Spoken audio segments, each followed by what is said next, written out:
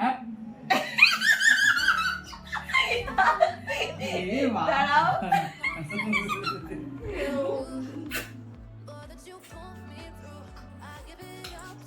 আয়।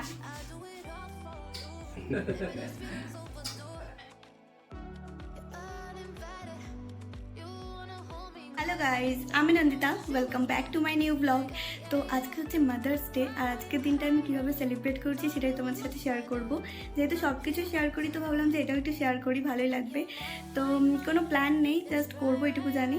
আমি আর ভাই মানে মাকে সকাল থেকে খালি মিথ্যা কথা বলে যাচ্ছি যে আজকে এই আছে ওই আছে, মানে ভাইয়ের একটা ফ্রেন্ডের বার্থডে আছে, ওরা বাড়িতে আসবে, তার জন্য ঘরটা গুছিয়ে রাখতে হবে।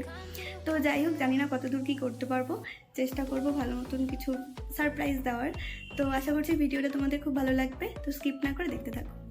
প্রথমে আমি একটু ঘরটা গুছিয়ে নিচ্ছিলাম, আর ভাই যেহেতু মাকে ফোন করে বলেছিল যে ওর সব ফ্রেন্ডরা 7টা সাড়ে 7টার মধ্যে চলে আসবে, তো তার জন্য মাও আমাকে পুরো তাড়া দিচ্ছে যে 6টা তো বেজেই গেল, এরপর আর কখন করবি, ঘরটার গোছা একটু তাড়াতাড়ি, এরপর তো রেডি হওয়ার সময় পাবি না, সবাই চলে আসবে, তাড়াতাড়ি ঘর গোছা। তো আমার একটু হাসিও পাচ্ছিল যে মায়ের জন্যই আমরা প্ল্যান করছি, উল্টে মাই মানে না বুঝেই আমাকে হেল্প করছিল, যে তাড়াতাড়ি ঘরটার গোছাতে বলছিল এই সেই। তো ভালোও লাগছিল যে ঠিক আছে চলো, এখন অবধি তো মা বুঝতে পারেনি।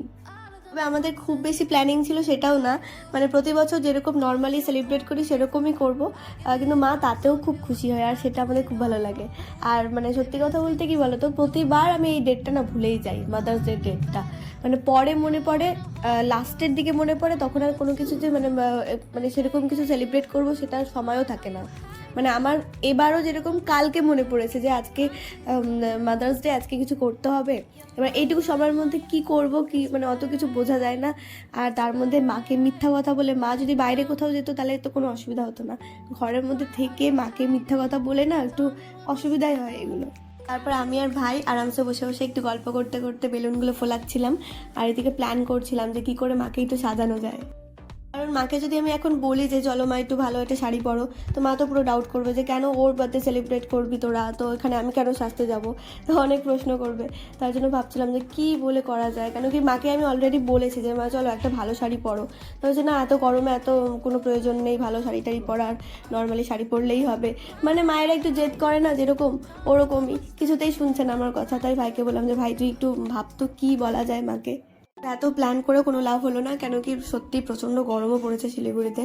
তো মায়ের তো ভালোও লাগছে না, ঠিক আছে থাক, নর্মালি যেরকম মা থাকতে চাইছে সেরকমই থাকুক, আমাদের সেলিব্রেট করা নিয়ে কথা, তো সেটা করলেই হলো। এর থেকে বেশি বললে পরে আর সেলিব্রেটটা করতেই পারবো না, মানে সারপ্রাইজই দিতে পারবো না, মা সব বুঝেই যাবে।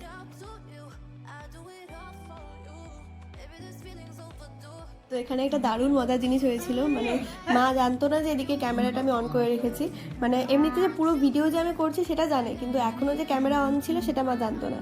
তো এবারে মা যে দেখতে পেয়েছে যে ভিডিও হচ্ছে, মা কিছুতেই আর ক্যামেরার সামনে থাকবে না, আর আমিও মাকে ছাড়বো না।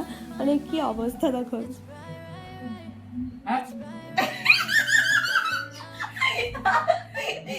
দাঁড়াও।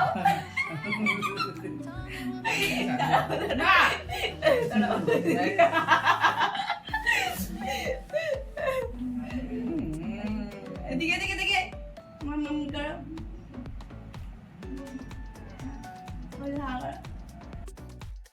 তো আমাদের ডেকোরেশন কমপ্লিট, এবার দেখা যাক যে মা কিরকম কি খুশি হয়।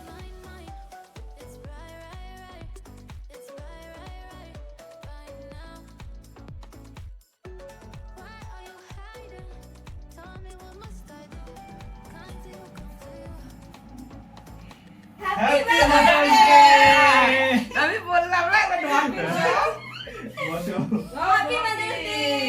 আচ্ছা বলে কিরকম আসবে আসবে এদিকে আসো। তুমি ভাবে কি শুনলে।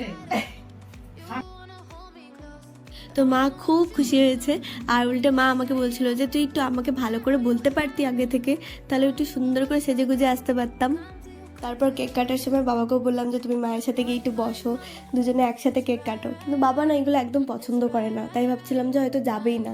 কিন্তু একবার বলাতেই দেখলাম যে বাবা গেল, মানে বাবারও তার মানে ভালোই লাগছিল। তো তারপরে দুজনে একসাথে কেক কাটলো, তারপরে অনেক মজা হলো আমাদের, মানে আমরা সবাই মিলে বেশ ভালোই মজা করলাম। তারপরে আমাদেরকে আদর করলো অনেক।